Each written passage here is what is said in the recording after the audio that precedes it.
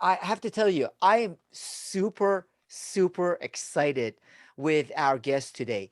Uh, uh, I go through a long process and in trying to find the right guests for my podcast, and every one of them I adore. I love them. They're like my babies. I've spent a lot of time curating them.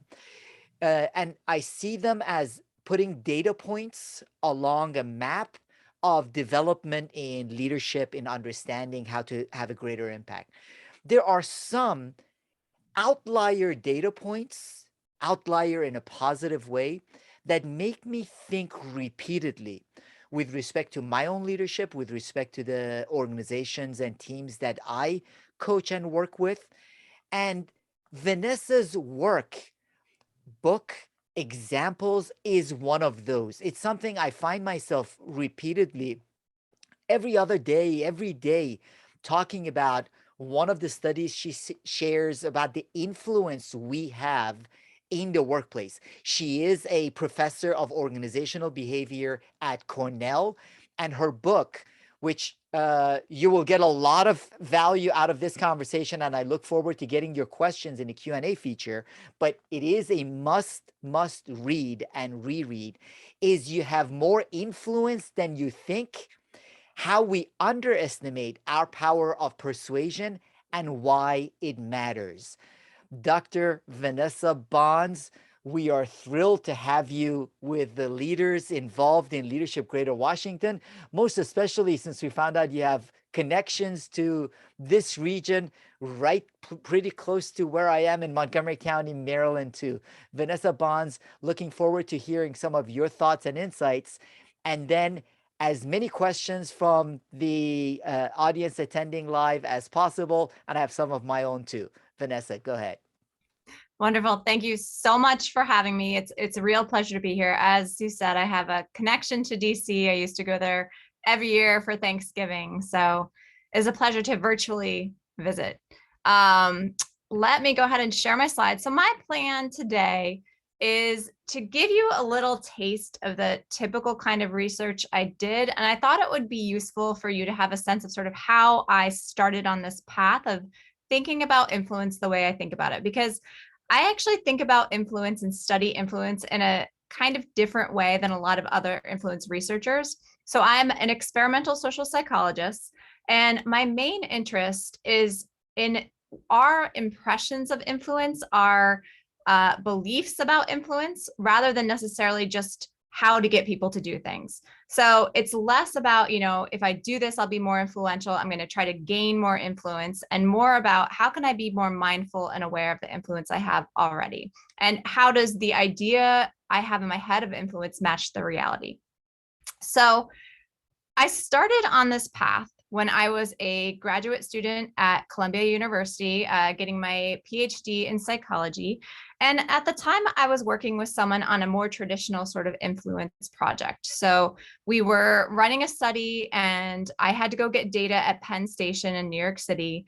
And I was going up to people and just asking them to fill out this survey for me. And so I would go up to, random people in Penn Station and say, hey, we fill out this questionnaire, and would wait there awkwardly for them, to say yes or no. And then they would complete the questionnaire. And I did this day after day and just absolutely hated it. I had such a traumatic sort of experience of actually having to go up to people one after the next and ask them for this thing. It was like really painful.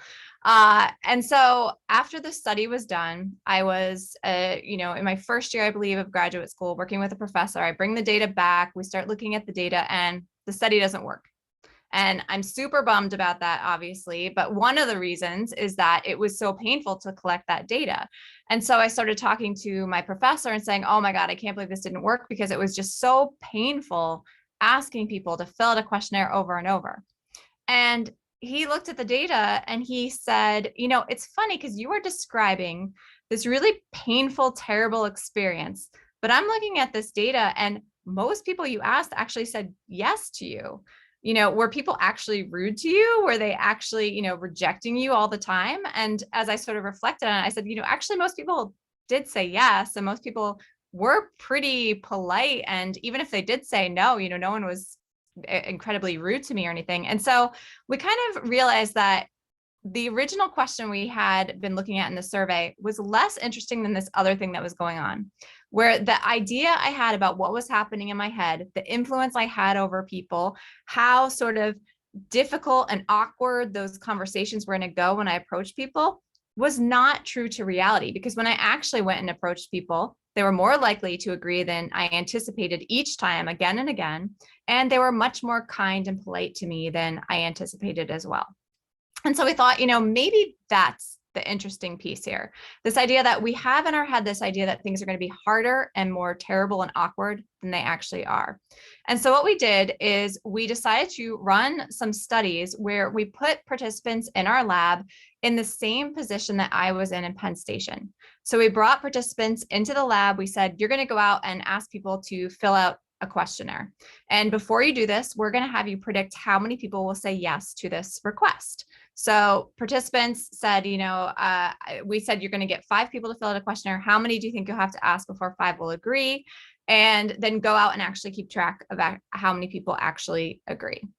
So we gave them a script. You just go up to people and say, will you fill out a questionnaire? And before they left the lab, we had participants guess how many people they would have to ask before 5 would agree. And what we found was that our participants thought they would have to ask about 20 people on average before 5 would agree. But when they actually went out and did this and kept track, they only had to ask about 10 people. In other words, people were agreeing at about twice the rate as they expected, and were rejecting them about half the time they expected. So we thought, okay, this is really interesting, but this is just a simple little questionnaire study. I wonder how much this generalizes to other contexts. So I'm going to show you a few replications we did of this. So on the far left is the data I just showed you. So they thought they would have to ask about 20 people in our studies before 5 would agree to fill out a questionnaire. They actually had to ask about 10.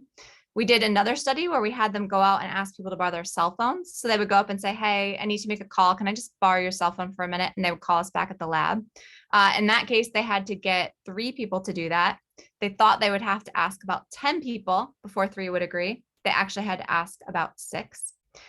In another study, we had them ask people to walk them essentially 3 city blocks on the Columbia University campus to this difficult to find building, which is the gym on campus. It's kind of underground. It's hard to find the door. So we brought them down to the bottom of campus. We said, just go up to people and say, hey, I can't find the gym. And will you just take me there and show me where it is? In this case, they had to get 1 person to do it because it was actually a pretty big task to get someone to agree to.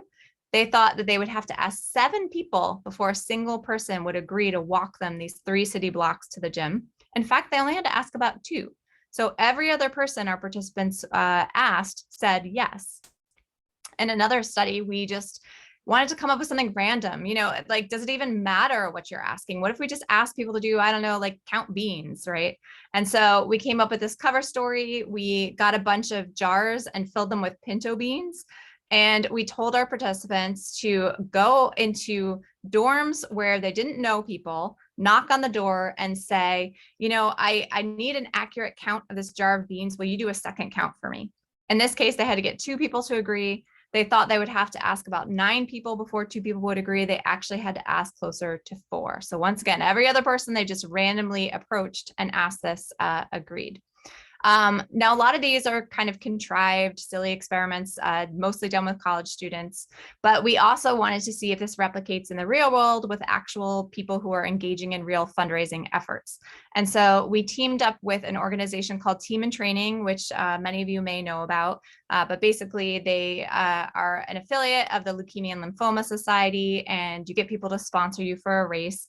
And then some of the money goes to, training, and some of the money goes to the Cancer Society. And so in this case, we had 100 people who were already getting people to sponsor them for this race. Guess how many people it would take, they would need to ask before they would reach their fundraising goals.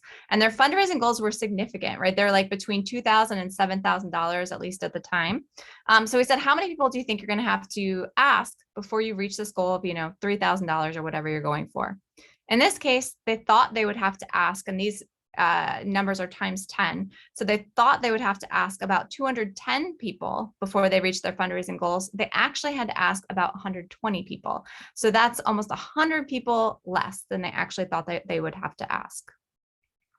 So you could see in a wide range of requests. And at this point, I've had participants in my studies ask over 15,000 people requests like this, which is kind of crazy when I actually added it all up.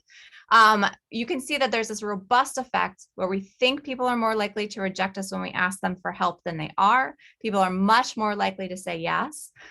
In part, this is because, and it's true, that people are more generous and happy to help than we think. That's a real thing. But we found something else really important in our studies. And we found that actually a lot of what was going on is that people didn't realize how hard it was for the other person to say no to them. So right now we've been thinking about asking people for things, but you can imagine being on the other side of the equation and someone standing in front of you asking you to sponsor them for a race or to count this jar of beans or to fill out a survey. And you have that moment where you're like, I don't know what to say, right? It's really awkward and uncomfortable to say no. And so once we realized that this is sort of a main driver of this effect, we were finding that people didn't realize how hard it was for people to say no to them. We thought maybe this goes beyond these kind of innocuous pro-social favor requests. And maybe there's cases where we might ask people for things that are, less okay, unethical even, and people might similarly find it difficult to say no to us. And so this is where I ran a few studies that are kind of reminiscent, and they have been compared to the Stanley Milgram shock experiments. Not that they are as important as those experiments, but many people see parallels in kind of what we're doing in these studies, because in the shock experiments, as you may remember from any psychology class that you may have ever taken, we have an experimenter who is asking a participant to shock what they think is another participant in the other room to a point where that person actually seems to be seriously getting hurt by these shocks. And the experimenter stands behind this participant and continually says, the experiment must go on, and the person keeps increasing the shock amount as they hear this other person in the other room protest.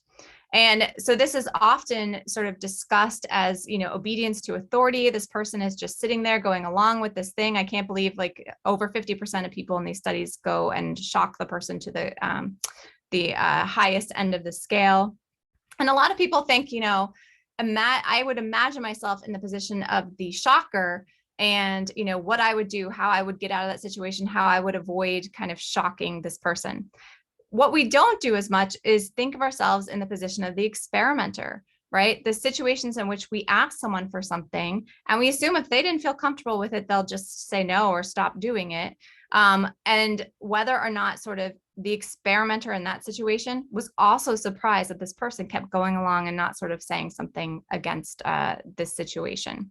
And so we decided to run a few studies that kind of put our participants in the position of being the experimenter in these studies.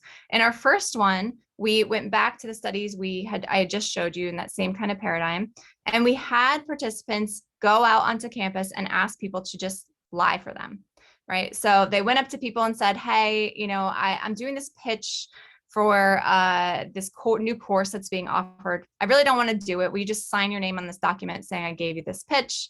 And they guessed again how many people would agree. Then they went out and actually asked people and then looked at how many people actually agreed to sign their name on a document, essentially saying, I saw a pitch that I didn't actually see. So on the left are the studies I showed you already with help requests. On the right, we'll start to look at these unethical requests.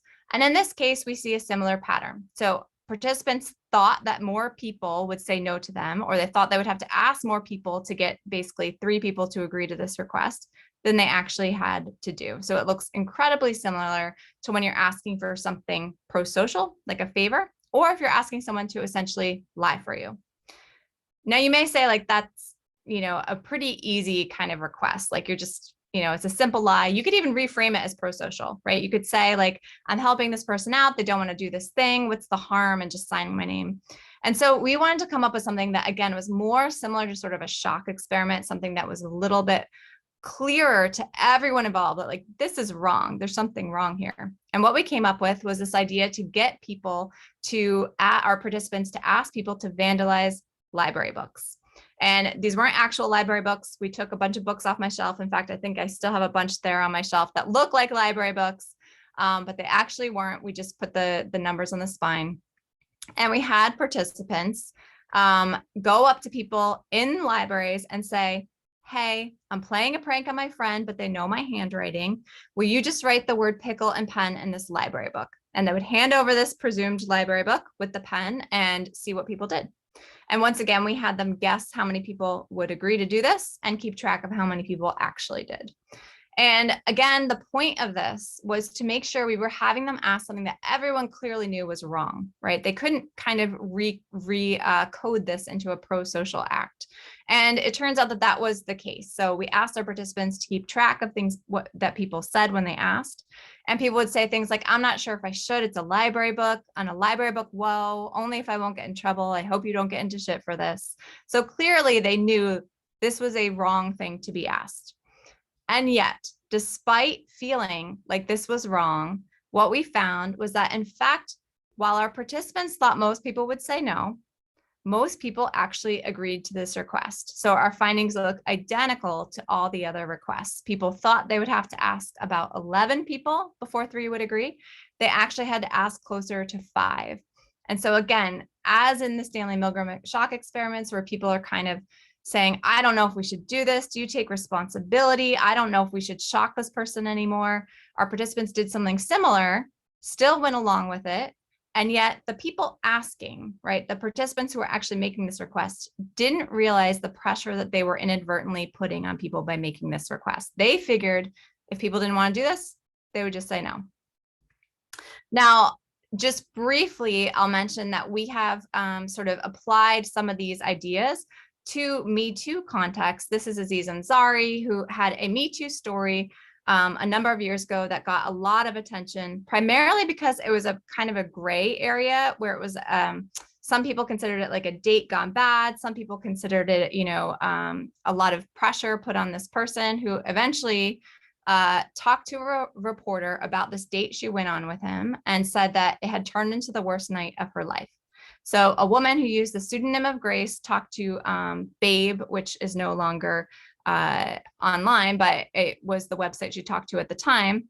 And she told this reporter that she had used verbal and nonverbal cues to indicate how uncomfortable and distressed she was. So she's basically saying, like, it was hard to say no, and I was trying to convey that. On the other hand, Aziz Ansari, who put out a statement when all this kind of blew up, said he was surprised and concerned, believing that that encounter with that woman was by all indications completely consensual. So again, we saw when you ask for favors, you think people are more likely to say no than they are. When you ask for unethical things, you think people are more likely to say no than they are. And even in this context of romantic requests, we don't realize how uncomfortable people find it to say no. And we've actually done some studies, which I won't get into the details of here, but I'll just show you some of the data. We call the people who either recall or are experimentally assigned to this role, the role of asking someone out, essentially like asking a coworker out. We call them suitors. And when we ask them, imagine a time you asked someone out and they weren't into you. We said, how hard was it for this person to say no to you? How difficult, bad, uncomfortable, and guilty did they feel saying no? And this is what suitors said. But when we asked targets of those requests, how they felt, they said they felt more bad. They found it more difficult to say no. They felt more uncomfortable and guilty saying no. So again, we see a similar pattern in this context. All right, so what are the takeaways here? I know I went through this quickly, and I will also give a bunch of food for thought for other kinds of contexts in a sec.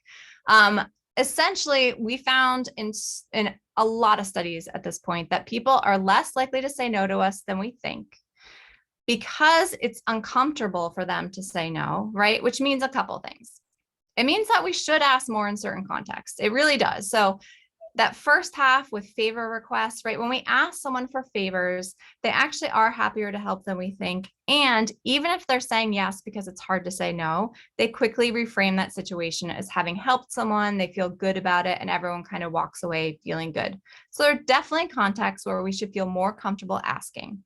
But at the same time, there are other contexts where we should ask less, where we should be more mindful of how hard it is for people to say no.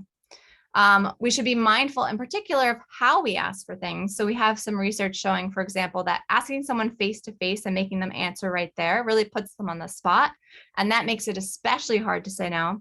If you ask for something over email, It makes it harder for them to say no, which means you're less likely to get a yes, right? So it's not a great way to ask for favors, but at the same time, it makes people feel like they can actually say no. So it's a good way to ask for things where you really want someone's consent and buy-in. And this is especially important when we're in positions of power. So I know a big theme here is leadership, which means you're often in a position of power. And it turns out that power can exacerbate a lot of these dynamics. You might think, when you're in a position of power, that you're super aware that you have this sort of influence over people. But in fact, you're less likely to sort of be checking in on people because you're less worried about how your words are coming across to them. And you're actually more likely to make the mistake of thinking, I'll just throw something out there. And if they don't want to, they'll just say no. Right. But that's not all. So these are ways in which we underestimate our influence when we ask for things. But some other ways that I'm happy to talk about as much as you guys would like. We have more influence than we think in other ways, such as we have some studies where we've had people go out and give people compliments instead of asking them for things. And in that case, we use a similar paradigm where we say, how good do you think this compliment's going to make someone feel? We have them go out and then we ask that person who was just complimented by our participants, how good did that compliment make you feel? And compliments, praise, gratitude, all those things, it turns out, makes people feel happier and means more to people than we think before we go out and say those things. There's a really interesting set of findings that came out after my book came out, which I wish I had included in the book, called the thought gap. And that's basically that people think about us more after we interact with them than we expect them to. So if you just have a conversation with someone and kind of walk away, if I asked you, like, how much do you think that person is thinking about the things you said now, that you actually would underestimate how much that other person was thinking about something that you said. There's something called the invisibility cloak illusion. So we have this sense that we kind of walk around the world in an invisibility cloak and that people aren't paying as much attention to us as they actually are. And so we underestimate. If I asked you, like, how many people do you think noticed you in this room? You would underestimate the number of people who actually noticed you were there. There's something called the liking gap, where we think after we interact with someone that they actually liked us less than they did. And that has important implications for influence, because that means if we made a suggestion or gave an opinion, right? If they liked us more than we think, they also probably took that suggestion or opinion more seriously than we think. And finally, we have some work on something called the email urgency bias, where when we send an email, for example, at off hours, we think people can just ignore it, but other people feel like, oh my God, now I have to respond right away to you. So all of these are different examples of ways in which the things we say, the things we do, the way we sort of interact in the world and walk around is observed and paid attention to and taken seriously by other people in ways that we just don't see, right? It's invisible to us often. And that can also be good and bad. So similar to the pattern I showed you with asking for things, where there's a lot of good outcomes that come from that, there can also be negative outcomes that come from that. And at the end of the day, it really means that we should be aware and mindful of all this, because that means that people are being impacted by us for better and for worse more than we think. And I'm happy to talk about any of that. And that's all I have for that presentation. So I'll stop sharing my screen. Yes, I love these, and each and every one of them we can go into in depth, Vanessa. So let me start out by a question actually Kathleen sent in. And by the way, feel free to submit questions in the Q&A feature, and I'll ask Vanessa. She says, I'm curious how implicit bias shows up in the studies. For example, do people of color have to ask more people than white people to get the same level of response? Yeah, we have not looked specifically at that, mostly because we're using convenience samples where it's mostly white people, well, white and Asian students often. So we've never had a really good group where we could say, like, okay, we can actually compare demographics in this group. I can say that we have run some other studies in a similar genre where we've specifically recruited a majority Black population, and at least the error, that misprediction, happens across the board, even when we recruit a majority Black participant group. But I don't know about that specific question. And it's a really good and really important one. And I think we just need to make the effort to make sure we get a more representative sample. Yeah, outstanding. So now, in terms of some of what you shared, Vanessa, I see a lot of it in the organizational context and the psychological safety within teams, where the manager, the CEO, the boss says, "Everyone, share your thoughts and ideas," and they feel more comfortable sharing their own and assume that everyone else is also comfortable because I've never bitten anyone's head off for saying something. So they forget that power imbalance.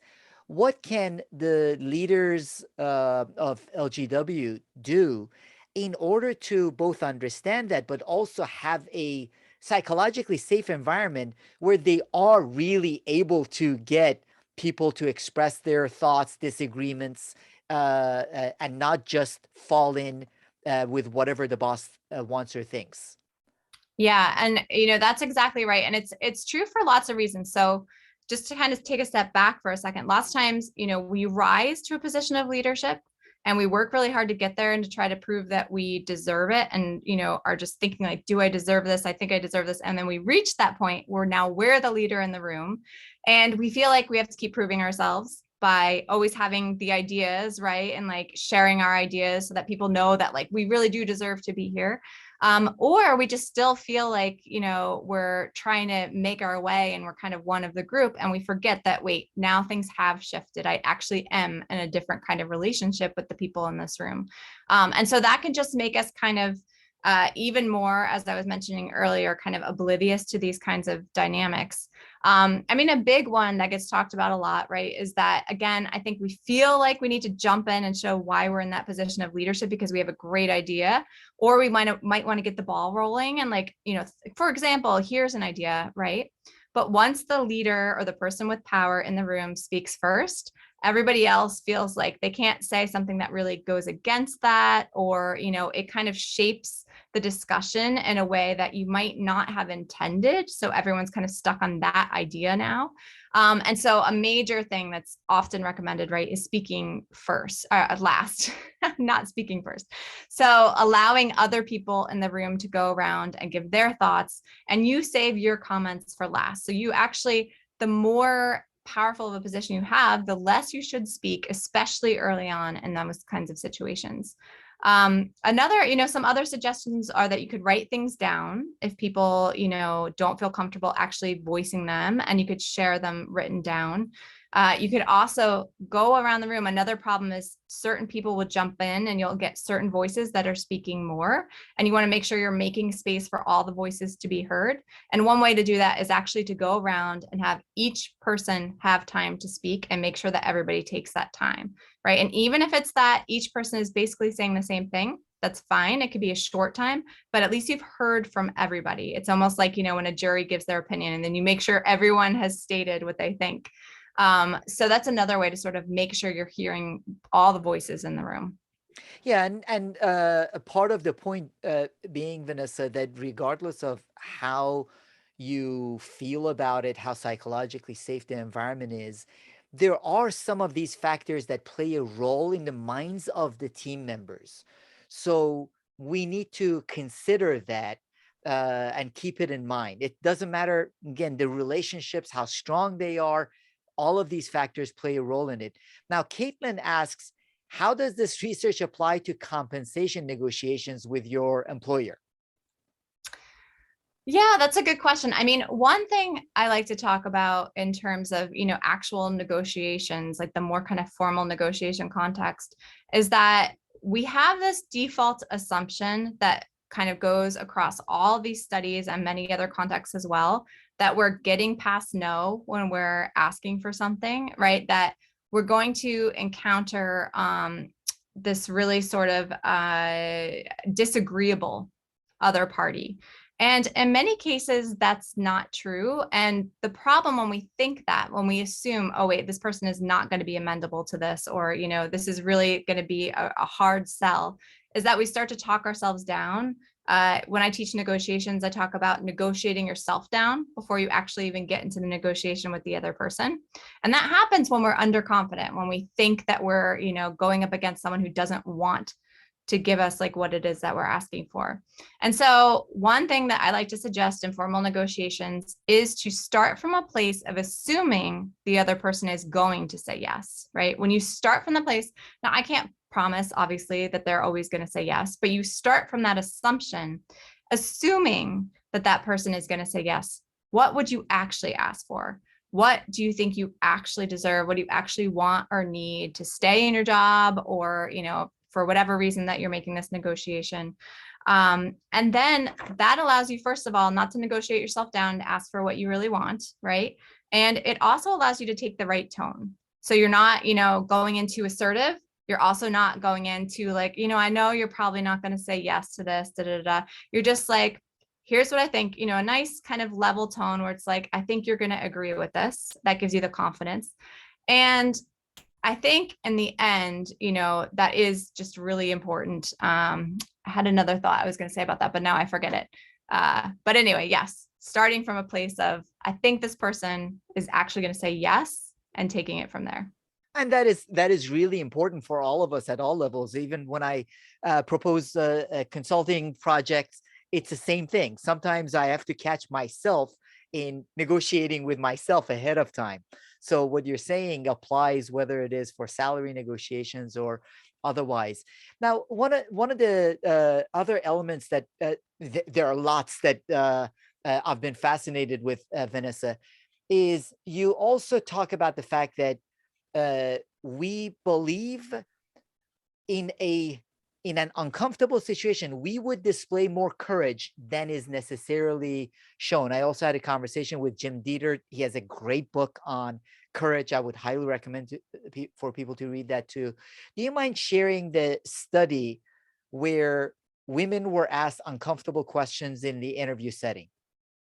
Yeah. And so this is very much related to the studies I was showing about how we don't realize how hard it is for people to say no to us in these kinds of contexts. If I ask someone out on a date, for example, right? So this is a similar sort of context, only they created a sort of fake work environment and a hiring scenario. Can't believe they got this through ethics, but they did. It was also done in Europe, which may be why. But so they brought people into the lab, and under the pretense that they were actually being considered for a position in the lab, right, as a research assistant. And they had the interviewer sexually harass them during the interview. And what they did is they asked a separate group of people who did not experience this, what if you went to an interview and someone said all these things to you, right? He asked questions about like whether they had a boyfriend and whether they were going to wear a bra to work, like clear sexually harassing questions that you don't ask in an interview. And when they asked people who did not experience this, who are not experiencing this in the moment, people said, these women said, I would never stand for that. I would walk out. I would call him on this BS and say this was sexual harassment. And they said they would feel really angry in that moment. When they actually brought people into the lab to go through this interview, and they were sitting there across from this person who was sexually harassing them, in fact, not a single person walked out. Not a single person challenged this person who was interviewing them. And after the fact, when they asked them how they felt in that moment, they didn't say they felt angry, they felt afraid, right? And so the idea there is that when we're imagining hypothetically how we would behave in a situation, if I saw sexual harassment, or if someone was sexually harassing me, I would do all these really brave things, right? If I saw that someone was saying, something racist or sexist or homophobic, I would stand up, and they've done studies on all these things, right? We all think that we would stand up and say something. But when they put people in these actual situations, whether it's being sexually harassed, witnessing, homophobic or racist remarks, people don't say things at a much higher degree than they think they will, right? Because they feel more afraid and anxious and awkward and embarrassed in the moment. Yeah, and Jim also shares, even with his students, after talking about courage, where he sets up two guests having come in as guests come and talk to MBA students, where one of them is being very dismissive of his colleague, the woman, usually a woman of color, making pretty nasty comments, and the students don't do anything and just observe it, primarily because, again, ahead of time, we think we would show more courage than in the environment, which that requires a different understanding. So, therefore, again, what can we do as leaders of teams and organizations that brings out that potential and gives people the opportunity to be more courageous in situations like this? So the belief that we will be courageous will be closer to the actual reality of how we practice that, how we practice and how we do things. Yeah, I mean, I think for starters, knowing that that is a potential thing that could happen, right? That the courage I'm experiencing now, that I imagine it's going to be a lot harder to enact, being prepared for how hard it would be in the moment is part of it. And then, one of the trainings, so they've looked at like different things, different types of like sexual harassment training and things like that actually work. And there's a lot that do not work, and bias training and things like that. One that seems to be really promising is bystander intervention training. And so that's basically if you kind of consider yourself a bystander who's intervening on someone else's behalf, right? We're much more likely to feel comfortable asking for things for someone else. There's research showing that in negotiations, this gets back to the earlier question, women who are negotiating on behalf of another woman will ask for more, right? As opposed to what we'll ask for ourselves. We feel more bold. We feel like we can ask for things more assertively when it's for someone else. Similarly, when we see someone else, something happening to somebody else, and if we actually can frame it as like, I am going to help that person, I'm going to stand up for that person, right? And we actually say something, it doesn't even have to be some sort of like savior type thing where it's like, da da da, but it's, saying, I don't think that's cool. Just kind of breaking the silence in the room, this kind of acceptance and this silence where nobody's saying anything, they're just letting something happen, but just acknowledging that like, that's not okay. There is someone in this room who thinks that that's not okay. It doesn't have to be articulate. It doesn't have to be particularly, it doesn't have to be standing up and giving a speech or even not confrontational. It's just breaking the kind of pluralistic ignorance in the room that everyone thinks maybe this is okay because no one's saying anything, and showing that actually, no, someone in the room doesn't think this is okay. And that will often kind of lead to a chain reaction where more people will kind of start to condemn that thing. Yeah, it's really important again for us to be very aware of it. Even with the best teams, I've seen challenges with this, so it's really important for leaders to be aware of it. Want to jump to something different that has also really impacted my views, Vanessa, and that's audience tuning. Can you talk a little bit about audience tuning and how it can impact both our messaging and then our beliefs over a period of time? Yeah, so I love this finding, and I really didn't get into it at all earlier. So again, just take a step back. There's kind of this idea we have of influence as the person in front of the room, right? The person who's on the podium with the microphone, with the PowerPoints, who's like, that's the person with influence in the room, right? And so I love the concept of audience tuning because it really flips that on its head and shows you that the other people in the room who have a lot of power and influence are the audience, right? The other people in the room who aren't on the stage necessarily. And so what audience tuning is basically our tendency to slightly adjust the things we say to appeal to our audience. It's not, that crazy or weird, but in general, you can think of something as simple as, I went to a restaurant last night and I know it's your favorite restaurant. And so I had a terrible experience, but I kind of say it wasn't so bad to you, but maybe someone else I know who like had a terrible experience at that restaurant, I'm like, oh yeah, that was really bad. Right. So I had the same experience, but I talk about it slightly differently to someone I know likes the restaurant than to someone I know who doesn't like the restaurant as much. And we do that all the time. So even that person in the front of the room, and for any of us who have been in the front of a room, this to be true, right? You are scanning that audience to see how they're reacting to the things you're saying. You're seeing who's nodding, who's falling asleep, who looks kind of like scowly. And if people start smiling a little bit more, if people seem more interested in a certain part, you spend a little more time on that. Maybe you phrase it a little bit more in line with what you're anticipating that people are responding to. And so you change your message to suit your audience. And then there's another finding called the saying is believing effect.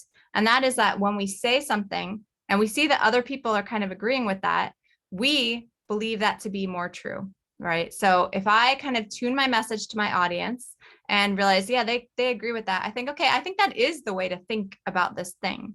And so what that means is the audience, just by sitting there, just by reacting gently, right? Like nothing big, little eye movements, little smiles, you can actually shape what someone says and thinks about a topic. I want to underline, highlight, and circle that for everyone to think about. So let me see if this is correct, Vanessa. That if I'm speaking to a group, and for example, it's a diverse group, and there are men, women, people of are there are people of color in it, of all backgrounds, ethnicities, region, whatever. I slightly modify what I'm saying versus if the group was only one ethnicity or the group was one sex, one gender, or one from one part of the region, just from Montgomery County. So with a diverse group, I would slightly change the way I present and my message. And over a period of time, it will slightly change my own views based on the audiences I've spoken to. Is that what you're saying? So I do think that's true. So if I presume that that audience, a more diverse audience, is going to be receptive to a different kind of sort of idea than a less diverse audience, then I will tune my message to appeal to that different kind of audience. And so you can totally think of like, if I'm always speaking to the same kind of audience, right? And I start to think like, okay, this is the way I should think about things. If I'm always speaking to like, Wall Street people, I start to just become more and more kind of embedded in that particular belief. But now, if I suddenly am speaking to a more diverse group of people and I keep speaking to these more diverse groups and I keep changing my message a little to fit those, I start to think like, actually, no, that is what I should be saying. Like that is the message that appeals and is the right message. It impacts us, and not to get into the politics of it as an aside, that's a challenge Hillary Clinton had in having spoken a lot to Wall Street audiences with her messaging, broader messaging. But I think for us as leaders of teams and organizations, it's important, and I've been it has this has really influenced my thinking, as you mentioned. For example, even the way we describe the benefits that the organization offers. If we have 5 people in the meeting and all 5 of them are guys, uh, it, it's not biased. We don't necessarily cover all the elements and all the things that would impact women. And if that is repeated, it has a loop effect on us. So we have to be aware of not just our message, but also the audiences and the groups we are getting together in the room that we're speaking to. That's right. And it shows you the power of who's in the room and who's at the table. We always talk about like who's at the table. It's not just so those people can necessarily always be the ones driving, particular conversations, but it's also so you've got these kind of representatives of certain groups top of mind when those conversations are being had. So you're like, okay, oh yeah, I should include something about that, right? So I also want to revisit you. You mentioned spotlight or invisibility cloak, and I on the other side of it there is the spotlight effect. Do you mind talking about the spotlight effect and how it interplays with invisibility cloak? So on one end, you said we tend to think people don't pay attention to us, and they pay more attention to us than we assume. But then on the other side of it is spotlight effect. Sometimes we think people pay more attention to us than they really do. So how do you make those make sense with each other? Yeah. And so the invisibility cloak illusion is the one where you think that people aren't seeing you, right? That you're invisible, but they actually are. And often when I talk to people about that effect, they start getting self-conscious. Like I knew it. I knew everyone was sort of noticing whatever insecurity that I have. But in fact, as you mentioned, there's another phenomenon called the spotlight effect, which is that we tend to think that people are paying more attention to our embarrassing things, our self-conscious things, than they actually are. And so this was done by one of my colleagues, Tom Gilovich, and his co-authors, where they gave people these Barry Manilow t-shirts, which at the time were considered embarrassing to wear. I don't know, they Yeah, seem what's pretty, wrong but with Barry Manilow? I know, but at the time they pre-tested it and people were embarrassed to be wearing these t-shirts, and they had them walk into a room with a group of people. They had them guess how many of those people noticed what was on their shirt. And they thought like everyone had basically noticed what was on their shirt when really people didn't really notice. And so you can say like, how can you reconcile those two things? And Erica Boothby, who's the person who did the invisibility cloak illusion, tried to do this pretty directly by having people come into the lab, and she either gave one group of people an embarrassing t-shirt, like the Barry Manilow t-shirt, but a different t-shirt. And she had another group of people just wear their ordinary clothes. And she had both those people guess how much another person they interacted with had noticed what they were wearing. And what she found was that when you're acutely self-conscious about something like an embarrassing t-shirt, you think that that person is really just staring at it, right? So they overestimated how much people were paying attention. When they just wore their ordinary clothes, they underestimated how much the other person noticed it because they just weren't acutely self-conscious about it. So it's actually a pretty sort of reassuring combination of findings that people notice you in this broad sense, right? They see that you're there, they consider your perspective, but they're not analyzing whether you're having a bad hair day or how articulately you made your point. So you actually can have this impact on this more kind of general, nice way, and not in this like, oh, so now I have to, be super careful about everything I say.